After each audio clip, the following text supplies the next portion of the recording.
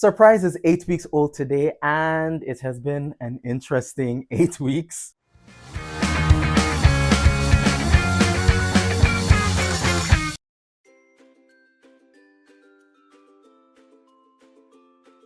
He weighs exactly 600 grams, and at 8 weeks, he's old enough to be separated from his mother, which means he's old enough to go to his forever home. If he were being adopted, which he isn't, I'm keeping him, so that's not really an issue for us. And since he's old enough to be separated from his mother, he's old enough to be weaned from her, which means he can have wet cat food for all his meals. But since he still has access to his mother, he still breastfeeds. But I've noticed that as time goes on, Bronwyn lets him breastfeed less and less. So I imagine over the next week or two, that'll stop altogether. I also read that at this age, he's old enough to be neutered because his testicles are supposed to have descended. But when I look down, I don't really see anything. So I'm just going to keep an eye on that. And if you remember at the beginning of this, I mentioned that his claws were non-retractable. That has changed. Now they are fully retractable. And that happened over the course of the whole 8 weeks. So yeah, now his paws look like regular cat paws. He has also mastered how to use the litter box. I can't tell you how excited I was when I looked in his litter box and I saw a little turd in there. I mean, I'm not going to show you because ew. But yeah, he is now an expert litter box user. This week, I introduced him to water. You know, cats aren't major water drinkers, so most of their food is designed to be moisture rich,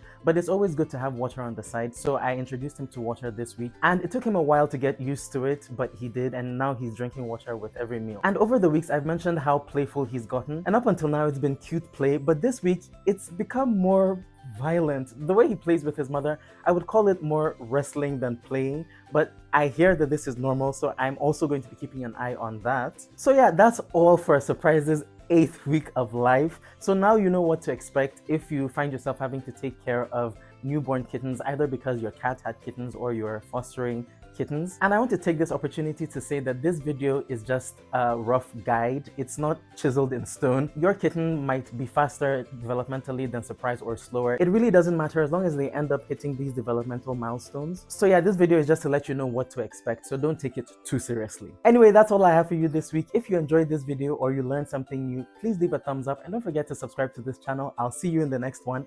Bye! Audio Jungle.